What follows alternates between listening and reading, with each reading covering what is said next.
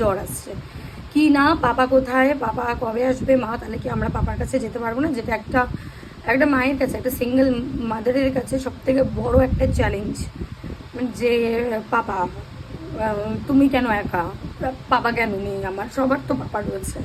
মেয়েটাকে সেন্ট লুমিয়াসে ভর্তি করেছি, বড় মেয়েটাকে 12,000 নিয়েছে অ্যাডমিশন চার্জ, তারপরে বই খাতা ড্রেস এইগুলো তো আলাদা, তবু মান্থের যেটা খরচা হয় সেটা আমি বলেছিলাম আমার হাজব্যান্ডকে দেওয়ার জন্য। সে প্রথমে বলে হ্যাঁ আমি দিয়ে দেবো, তারপরে কেন তুমি মেয়েকে পড়াশোনা করাবে, তোমার নামে আমি মামলা করবো, এই করবো ওই করবো, নানান কথা বলে সেই মেয়েরও পড়াশোনাটা আমার বন্ধ করে দেয়। কোনো রকমভাবে আমাকে কোঅপারেট করে না। যদি কখনো আমাকে 1,000 টাকা দেয় সেটা আমি পরক্ষণে তাকে ব্যাক করে দিই, যে না তুমি রাখো, আমার দরকার নেই।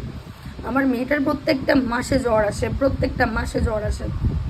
ও একবার নয় একাধিকবার ছুটিতে এসছে, ওর এক্সট্রা ম্যারিড অ্যাফেয়ার রয়েছে, ও ডিপার্টমেন্টের একজনের সাথে, সেই মেয়েটা বললো রাখি পড়াবে, দেখো রাখি তো পড়িয়েছে। এবার একটা সিআইএসএফ হয়তো অনেকেই জানো, সিআইএসএফের মেয়েরা বেসিক্যালি কেমন হয়, দিন মে ভাইয়া রাত মে সাইয়া, এই ব্যাপারটা তো থাকেই, ছামিয়া তো না চায় ওরা। তো আমি কি করলাম, আমি সেখানে আমি তবুও বললাম তা গিয়ে রাখি পরিয়ে দিচ্ছে, ভাই হয় ছেড়ে দাও, আর আমি মেয়েটার ব্যাপারে কিছু বলবো না।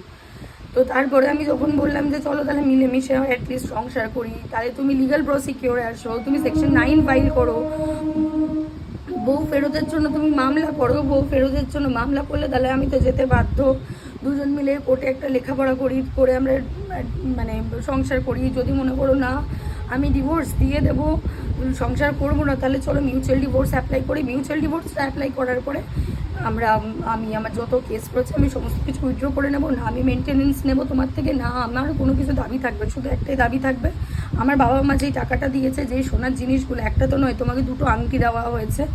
আর ও আমাকে বারবার বলেছিল যে আংটি নাকি ওর চুরি হয়ে গেছে, আটা মেখেছিল, আটা মেখে নাকি ও রেখেছিল সাইডে আংটিগুলো, 2টো আংটি খুলে রেখেছিল, সেই আংটিগুলো নাকি চুরি হয়ে গেছে। এবার ও আমাকে ফোন করে রীতিমতন বলে কি তুই তো এটা বলিস, তুই তো ওটা বলিস, তোর কোন কথাটা সত্যি প্রমাণ কর।